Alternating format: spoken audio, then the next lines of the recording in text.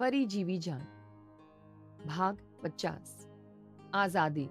પોતાને મળેલો આ સૌથી મોટો ઝટકો હતો, જેને નંદિની અસહ્ય રીતે અનુભવી રહી હતી.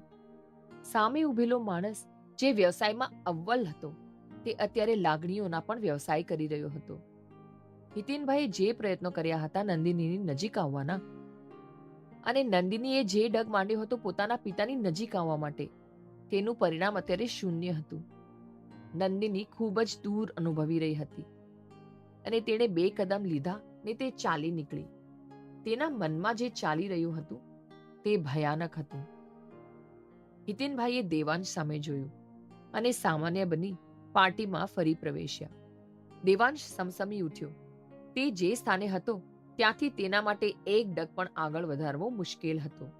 તે અત્યારે પોતાની જાતને એટલો અસમર્થ સમજતો હતો કે તેને પોતાની જાત પર જ ગુસ્સો આવી રહ્યો હતો. તારી કારની ચાવી આપ. નંદિનીએ કાર્તિક સામે આવી ઊભા રહી સીધું જ કહ્યું. તને કાર ચલાવતા આવડે છે? કાર્તિકે આશ્ચર્ય સાથે પૂછ્યું. હા, ચાવી આપ. નંદિનીનો વ્યવહાર જોઈ કાર્તિક ગંભીર બન્યું. તું સિરિયસ જણાય છે. ક્યાં જાય છે તું? ઘરે. નંદિનીએ ટૂંકમાં કહ્યું. આમ અચાનક કંઈ બન્યું છે? હજુ તો એન્ગેજમેન્ટ સેરેમની બાકી છે. કાર્તિક હવે વધારે ગંભીર બની ગયો. એન્ગેજમેન્ટ મારા વિના પણ થઈ શકે એમ છે, કેમ કે હવે હું એ પરિવારનો હિસ્સો નથી. મને આઝાદી બક્ષી છે. આઝાદી શબ્દ સ્વતંત્રતા આપે, ખુશીઓ આપે, પણ નંદિનીની આંખમાં દુઃખ વર્તાતું હતું. કેવી વાત કરે છે તું? અને પરિવારને આમ કોણ છોડે? તું સમજે પણ છે એ પરિવારનું મહત્વ કેટલું જરૂરી છે?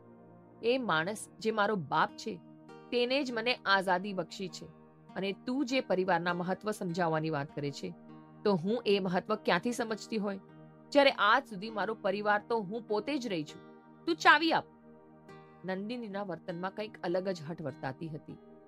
એ હઠ સામે કાર્તિકે વધારે બહેસ કરવી યોગ્ય ન લાગી, ને તેણે ચાવી નંદિનીના હાથમાં આપી દીધી, અને સાથે તેનો સેલફોન પણ આપ્યો. મારો ફોન સાથે રાખ. કોલ કરીશ, ઉપાડજે. નંદિની કાર્તિકની આંખોમાં પોતાની માટેની પરવા જોઈ શકતી હતી. તેથી તેણે ચૂપચાપ ચાવી અને ફોન લઈ લીધા, અને તે કાર તરફ આગળ વધી. કાર્તિકે બ્લેઝર નીકાળી નંદિનીની પાછળ ડગ માંડ્યા. નંદિની કારનો દરવાજો ખોલે તે પહેલા જ કાર્તિકે પોતાનું બ્લેઝર નંદિનીની ફરતે વીંટાળી દીધું.